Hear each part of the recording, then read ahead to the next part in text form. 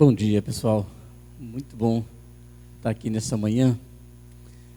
E quando o Debrano estava falando aqui, eu lembrei que no dia que Cláudio pediu para eu estar aqui,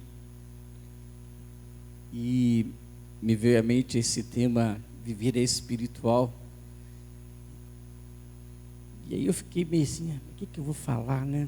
Sobre o que não vinha nada na cabeça naquele momento, e eu pensando a respeito disso. E meu sogro, falecido já, né?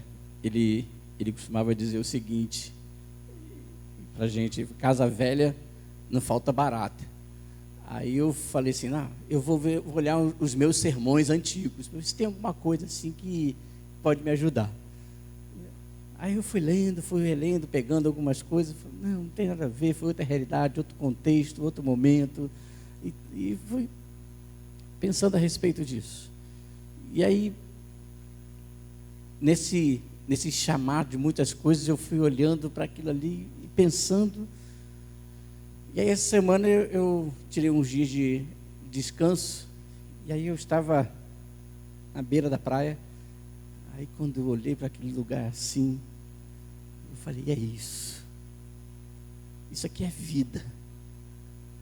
Você está sentado na areia, na beira da praia, é vida. E eu quero viver. Eu quero viver muito essa vida.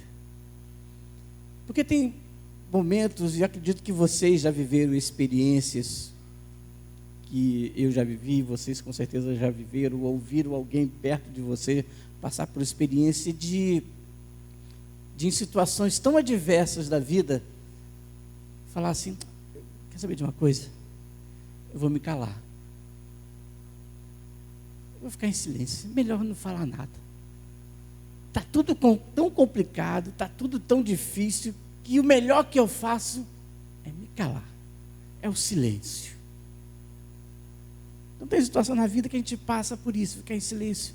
Quantas vezes outras na vida você já ouviu, e eu já tive a experiência de ouvir algumas pessoas dizendo, eu não aguento mais. Eu quero desistir. Eu desisto. Eu já ouvi isso de casais, no atendimento, no acompanhamento de casais, e alguns casais dizem, eu não quero mais. Chega. Eu já ouvi de pessoas na sua área profissional dizendo a mesma coisa, eu não aguento mais isso. Chega, eu desisto. Eu não quero mais. Eu quero desistir. Eu já ouvi de gente doente dizer, eu não quero mais. Chega de sofrer. Eu vivi uma experiência muito forte. Assim que eu cheguei aqui em Fortaleza, eu fui ser voluntário no Peter Pan, né, no Albert Sabin, que trabalha com criança com câncer. E eu fui ser voluntário lá. E fiquei 3 meses lá como voluntário. Mas eu tive uma experiência tão forte com uma criança. Toda vez que eu falo, eu me emociono com isso. Porque a menina tinha 11 anos. E um dia ela virou para mim e falou assim, tio, eu não quero mais sentir dor. Eu não quero mais sentir dor. Eu desisto. Porque a minha vida toda, 11 anos, foi sentir dor.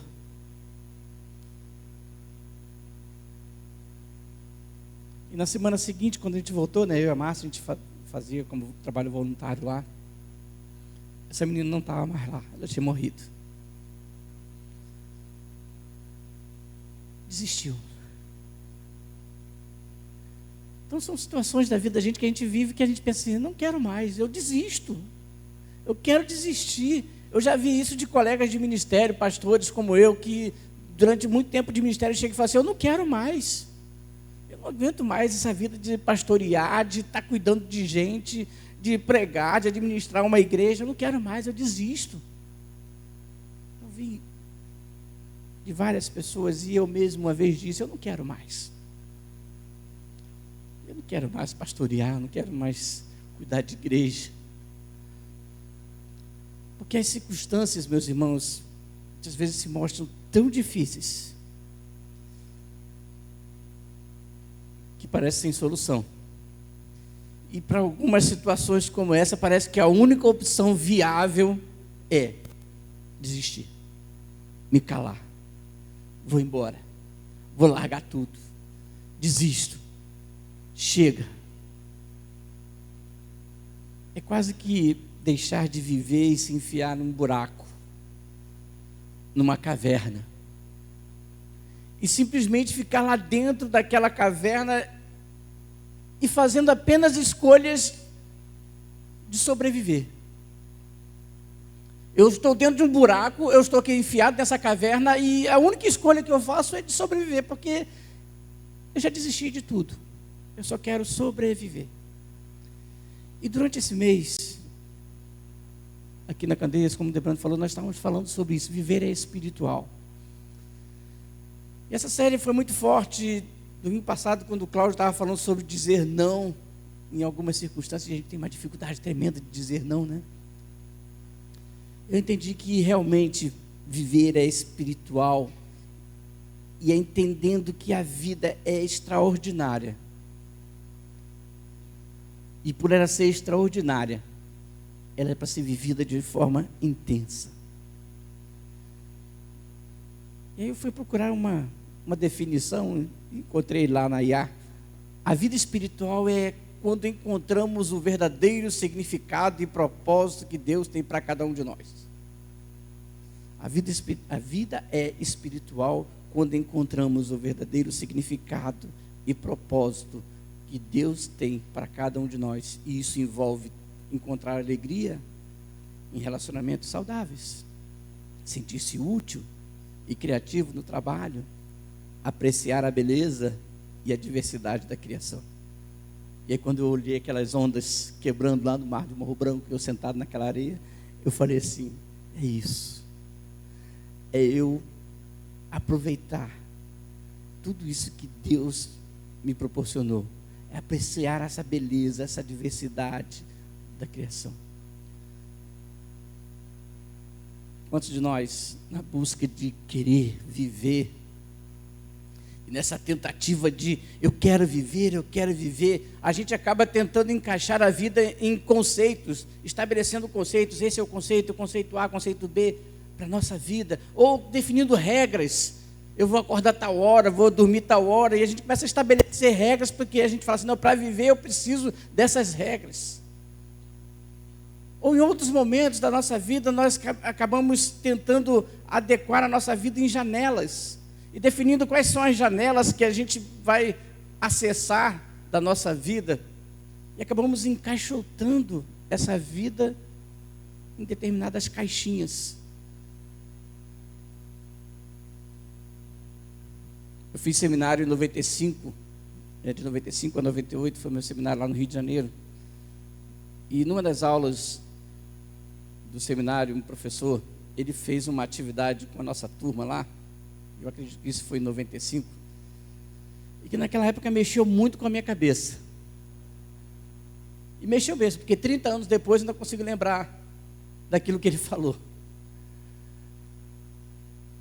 E ele foi mostrando algumas coisas que foi mexendo ali com a gente, a minha forma de enxergar a vida, porque ele estava justamente fazendo ali com a gente que estava naquele seminário, começando um seminário para ser pastores e tal e tudo mais, ele estava justamente falando de como nós tentamos encaixar a vida em janelas. E o perigo que existe disso, da gente ficar tentando querer encaixar a nossa vida em janelinhas. Quando viver é muito mais amplo do que determinadas janelas. E aí ele fez uma coisa que chamou muita atenção. Ele pegou na época ainda era giz, viu gente? Era giz ainda. Oxe, ô tempo. E ele riscou uma linha no meio do quadro assim. Vamos botar aqui, ó. Ele fez isso aqui, ó. Na lousa lá do seminário, pegou o giz. É o novo. Né? Riscou assim. E fez essa linha no meio da lousa. E aí ele colocou duas palavras. A primeira, religioso. O que nós vivemos nesse espaço religioso? O que nós vivemos enquanto ativos nesse espaço religioso? E depois ele foi escrever uma outra parte embaixo, que dizia o seguinte, o cotidiano. o dia a dia, as nossas ações do dia a dia. E ele então começou a falar algumas coisas, como dizendo para a gente assim: olha, ir à igreja é religioso ou é cotidiano? E a gente respondia: é religioso. Aí ele colocava lá em cima. E ao supermercado? É religioso, é cotidiano? Não, isso aí faz parte do nosso cotidiano. E ele colocava embaixo. Ler a Bíblia? A gente colocava lá em cima. Opa, lá em cima, ler a Bíblia faz parte do espaço religioso. Ler outros livros, que não seja a Bíblia? Não, isso faz parte do universo cotidiano, dessa relação aqui. E orar? Não, orar é religioso. E aí a gente olhava para esse quadro e falava: tem sentido aquilo que a gente está vivendo. Aí ele falou: atividade física. Foi um outro que ele colocou. Aí, não, atividade física faz parte do cotidiano. Então tá bom, então a gente definiu assim. E aí quando ele falou, mostrou esse quadro, eu falei: nada de anormal. É isso aí, é minha vida. Eu vivo nesse mundo, nesse universo religioso, eu vivo a minha realidade na sociedade, e tem coisas que são do espaço religioso, tem coisas que são do espaço do dia a dia, do cotidiano. Mas aí ele complicou o negócio para a gente. Ele riscou uma outra linha e fez um outro quadro, que é esse quadro aí. Ele botou o religioso, o cotidiano, o sagrado e o profano. Aí ele falou assim: agora pega aquelas coisas que vocês tinham falado e tenta encaixar nesses lugares aí. Aí, lógico, com a minha mente, eu falei assim: não, ir à igreja é algo sagrado, religioso. Será? Esse momento aqui, ele pode ser religioso, que é dentro de um espaço religioso, ele pode ser sagrado. Mas se eu estou aqui na frente e estou tentando manipular vocês, isso continua sendo sagrado? Eu acredito que não. Então pode continuar sendo religioso, mas não é sagrado, é profano. No início do culto, Debra perguntou: o que te trouxe aqui? Se a gente vem para esse lugar aqui simplesmente porque eu quero receber algo de Deus, então eu tenho que estar aqui, porque se eu não estiver aqui, eu não vou receber a bênção de Deus. Ou seja, estar aqui orando, eu vou orar, porque se eu não orar, eu não vou receber algo de Deus. Eu vou ler a Bíblia, porque se eu não ler a Bíblia, eu não vou receber algo de Deus. Apesar de ser no espaço religioso, é algo profano. Ir ao supermercado? Ah, não, é do cotidiano, tá? Mas ir ao supermercado é sagrado? Pode ser. Pode ser sagrado. Porque é o seu momento de você ir lá comprar o alimento para sustentar a sua casa. Mas também, se você vai ao mercado e gasta o seu dinheiro, você recebe 1.000, gasta 5.000, ele deixou de ser sagrado, ele passa a ser profano. Por quê? Porque você está gastando mais do que você tem. Atividade física, se você começa a tomar um negócio lá para poder ficar, né, inchado, não estou falando nada contra quem toma coisa saudável não, tá, gente? Mas é pessoa, vocês sabem o que eu estou falando, né? Ele faz atividade física, mas ele está quase estourando, deixou de ser sagrado. E se eu faço uma atividade física para cuidar do meu corpo como algo saudável, é sagrado, é do cotidiano, mas é sagrado. Então, ele foi falando isso, falando assim: então, não dá para a gente pegar a nossa vida e colocar em caixinhas e dizer: olha, a sua vida tem que ser vivida assim. Então, a partir de agora, pessoal, vocês aqui vão viver só o que é vivido no espaço religioso, que é sagrado. Não dá. Porque viver é espiritual e é muito além do que simplesmente a gente colocar em caixinhas a nossa vida e dizer: pronto, eu agora posso viver, porque eu coloquei minha vida nas caixinhas certas. Ou seja, em nosso desejo de encaixar as coisas dentro de janelas, nós vamos perdendo a essência do viver. e apenas sobrevivendo. Mas viver é espiritual. Se viver é espiritual, eu quero viver. Eu quero viver. E aí, quando eu estava refletindo sobre isso, eu fui para Provérbios. Em Provérbios eu achei tanta coisa sobre, tantos ensinos, tantas coisas fantásticas sobre viver. Vários conselhos sábios para viver. E eu peguei alguns de Provérbios capítulo 4, e eu queria destacar rapidamente esses textos com vocês. Se viver é espiritual, como eu disse, e quero viver, então apegue-se a algo que faça sentido para a sua vida. Se viver é espiritual, e nós acreditamos que o viver é espiritual, não simplesmente colocar em caixinhas, mas é algo muito maior do que isso. E eu quero viver, apegue-se a algo que faça todo sentido para a sua vida. E quando eu estava lendo Provérbios, capítulo 4, versículo 4, versículo 13, olha só o que eu encontro lá. Apegue-se às minhas palavras de todo o coração.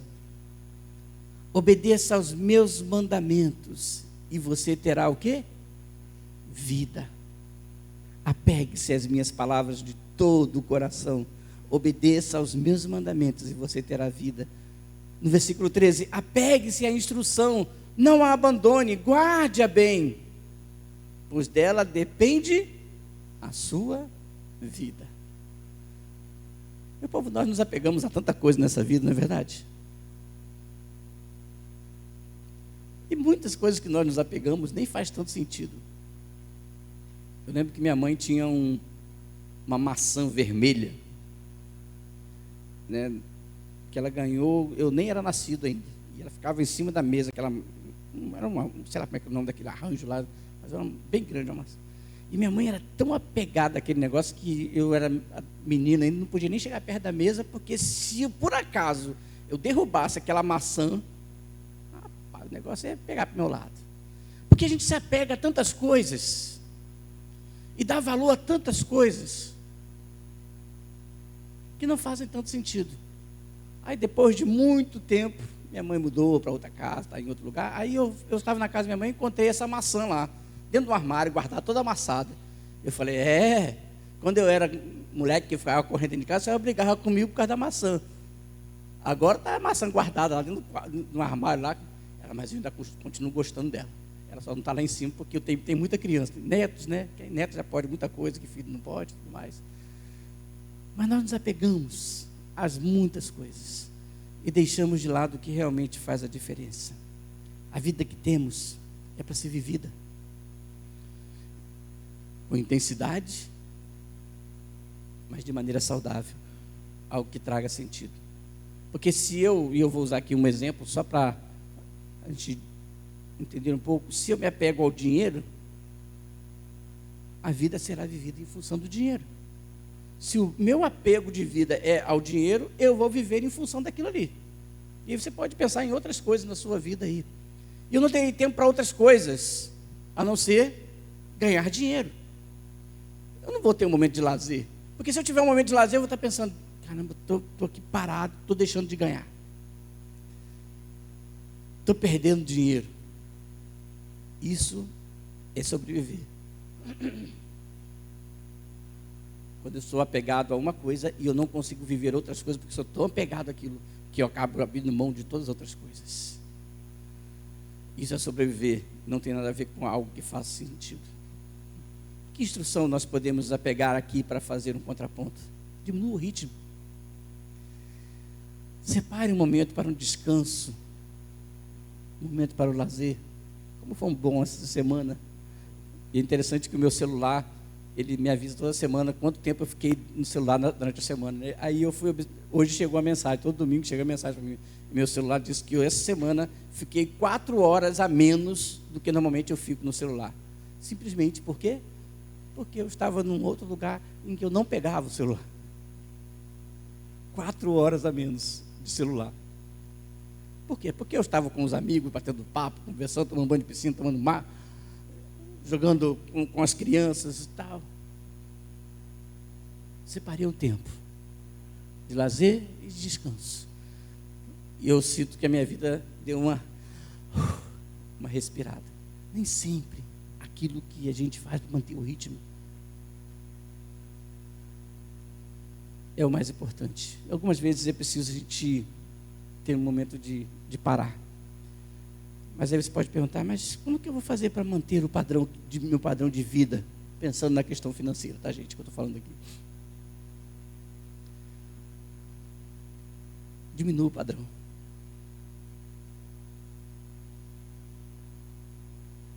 Ah, mas isso eu não quero. Então faz algo que faça sentido para a sua vida. Apegue-se àquilo que faz sentido para a sua vida. E a palavra de Deus diz que quando a gente se apega aos ensinos de Jesus, às orientações de Jesus, isso para nós é vida. Faz todo sentido. Porque o que ele veio para nos dar foi o que? Vida em abundância. Então apegue-se aos ensinos. Se viver é espiritual, e aí tem a ver com essa realidade, e eu quero viver, escolha um caminho, mas escolha um caminho excelente. E aí Provérbios vem com outras orientações que são interessantes para a gente observar qual o caminho de vida que a gente está escolhendo. Qual é o caminho que a gente está fazendo? Diz o seguinte: não siga pela vereda dos ímpios. Versículo 14 em diante. Não siga pela vereda dos ímpios, nem ande no caminho dos maus. Não siga, nem ande. Versículo 15. Evite-o, não passe por ele, afaste-se e não se detenha, pois eles não conseguem dormir enquanto não fazem o mal, perdem o sono, se não causarem a ruína de alguém, pois eles se alimentam de maldade, se embriagam da violência. Ao contrário, a vereda do justo é como a luz da alvorada, que brilha cada vez mais, até a plena claridade do dia. Em algumas outras versões está dizendo até ser um dia perfeito. Mas o caminho dos ímpios é como densas trevas, nem sequer sabem em que tropeçam. Afaste da sua boca as palavras perversas, fique longe dos seus lábios a maldade. Olhe sempre para frente, mantenha um olhar fixo no que está diante de você. Vejam bem por onde anda e os seus passos serão seguros. Não se desvie nem para a direita, nem para a esquerda. Afaste os seus pés da maldade. Afaste seus pés da maldade. Escolha um caminho excelente. Querer viver é fazer escolhas para a vida. E é interessante nesses tempos de redes sociais, de internet, que tem gente que parece que tem tanta maldade no coração, tanta maldade, que parece que já acorda pensando numa maneira de atingir os outros. É impressionante. Como tem gente que parece que levanta, né, lava o rosto e pensa, quem que eu vou atacar hoje?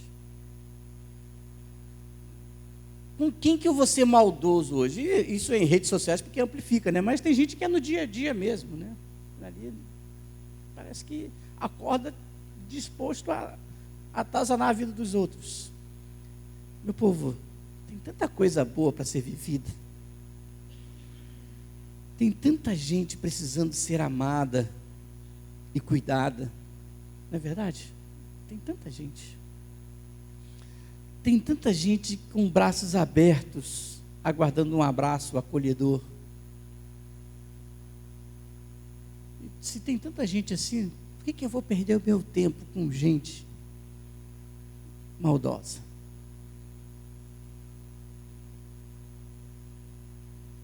Eu vou exercitar a bondade que nós cantamos aqui hoje. Mas onde eu encontro essas pessoas para abraçar? De repente dentro da sua casa mesmo, né? Tem pessoas que precisam ser abraçadas. na sua vizinhança, no seu trabalho, na igreja, né? Nós abraçamos aqui. Se você fala assim, não, mas eu já abraço em casa, já abraço na minha vizinhança, eu já abraço no meu trabalho, eu já acolho as pessoas, eu já cuido de gente, né? Aqui na igreja também. Eu tenho a oportunidade de domingo após domingo estar aqui com as pessoas e tal. Né? Vai procurar a gente.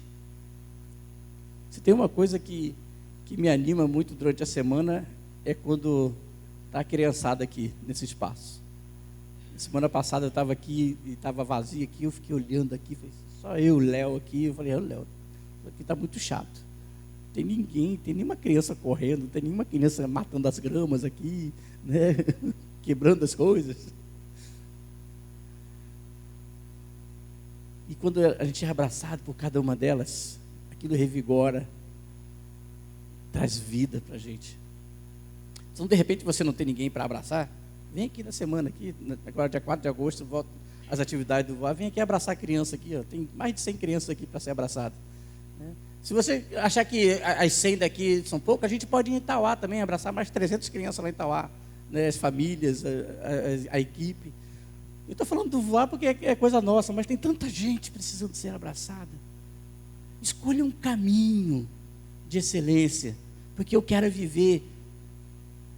Pastor, mas eu não sou uma pessoa maldosa, eu não sou uma pessoa que fica fazendo mal, eu nem tenho rede social, eu nem cuido da vida do meu vizinho, nem... Não, eu estou falando para a gente olhar para a realidade da vida e falar assim, eu quero viver, eu quero fazer coisas boas, porque tem muito mais gente querendo fazer coisa boa. Ontem eu estava transportando uma pessoa e ela falou assim, interessante, eu moro num bairro aqui, que todo mundo diz que é muito perigoso, mas tem tanta gente boa aqui no bairro, mas tem tanta gente fazendo bem aqui dentro desse bairro, e o pessoal aqui lá de fora diz que aqui é perigoso. Não é não, porque tem uns e outros aqui que fazem umas besteiras, mas a grande maioria do pessoal aqui é gente boa. Tem tanta gente boa, tem tanta gente querendo viver, e que muitas vezes está precisando do nosso abraço, do nosso acolhimento, do nosso cuidado, da nossa atenção. Então, eu quero viver. Escolha um caminho excelente para viver, porque essa é a melhor escolha. Deixe de apenas sobreviver e queira viver. Escolha esse caminho que é excelente. E por último, se viver é espiritual e eu quero viver, então, guarde o seu coração. Guarde o coração. Versículo 23 de Provérbios 4 diz, acima de tudo, depois que ele vai falando de tudo isso daqui, depois que ele vai apresentando esses vários conselhos, depois que ele mostra muitas coisas aqui, o sábio escritor de Provérbios, então ele vai dizer, acima de tudo isso que você já está ciente, guarde o seu coração, pois dele depende toda a sua vida, pois dele depende toda a sua vida, do que você guarda, de como você guarda o seu coração. Onde você tem guardado o seu coração? O seu coração está envolvido por mágoas, ressentimentos, ódio, tristeza, dores, incertezas, raiva, rancores, inveja. Está envolvido nisso aí, do coração? Não. Tire o coração daí e guarde em um lugar seguro. Proteja-o com cuidado, com carinho, pois dele depende a sua vida. Eu tive um câncer e estou naquele processo, né, de acompanhamento durante 5 anos com um oncologista. E mês passado eu estive para fazer a avaliação e aí tinha levado alguns exames e a médica olhou para mim e falou assim, olha, teus exames estão perfeitos. Você não está com problema nenhum agora. Pelo menos por enquanto, vamos continuar acompanhando. Todos os exames lá, todas as taxas deram legal. Eu falei, rapaz, estou me sentindo um garoto. Aí depois ela perguntou assim, e o seu coração? Como é que está o seu coração? Lógico que ela estava perguntando se eu tinha ido ao cardiologista, né? Eu falei, a última vez que eu fui ao cardiologista foi antes da pandemia. E ela virou para mim e falou assim, guarde o seu coração. Parece que ela tinha lido Provérbios antes da minha consulta. Ela falou, guarde o seu coração, porque dele depende a sua vida. E eu falei, é verdade. Então eu preciso procurar um cardiologista, já que os outros né? O estômago está bom, as outras partes do corpo estão boas. Então, o que está faltando? Cuide do coração. Faça atividades que protejam o seu coração. Estou precisando fazer algumas atividades que protejam o meu coração. Se alimente de coisas que tragam saúde ao seu coração. Eu preciso cuidar da alimentação, da saúde ao meu coração. Faça exames periódicos de avaliação de como ele está. Agora tire isso aqui do meu exame médico lá. Olhe para a sua vida, né? Você tem cuidado do seu coração? Onde você tem guardado o seu coração? Você tem feito atividades que tem guardado, tem protegido o seu coração? Ou você só está sobrevivendo? Ou você só está vivendo do jeito que der? Será que você tem se alimentado de coisas que têm protegido o seu coração? Ou a nossa vida tem sido realmente só alimentada por coisas que não prestam? Se viver é espiritual, eu quero viver. E quando você é colocado diante de uma situação como essa, situações adversas da sua vida, que muitas vezes o seu desejo pode ser: eu quero desistir, ou eu vou me calar, eu vou sossegar.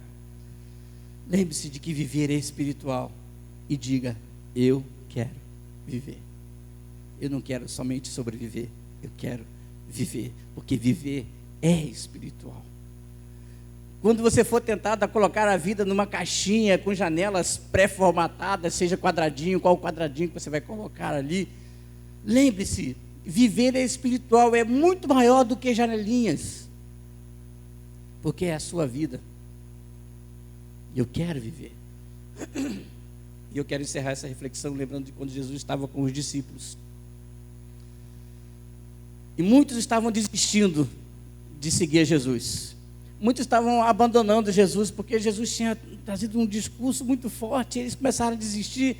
E aí, então Jesus olhou para aqueles discípulos, e aqueles mais próximos, né, os apóstolos ali mais próximos, virou para ele e falou assim: e vocês? Vocês também não querem ir embora, não? E quando Jesus perguntou isso para os seus discípulos: vocês também não querem ir? A resposta de Pedro foi: para quem iremos nós? Só tu tens as palavras de vida eterna. Só tu tens as palavras de vida eterna. Eu não quero apenas sobreviver, eu quero viver.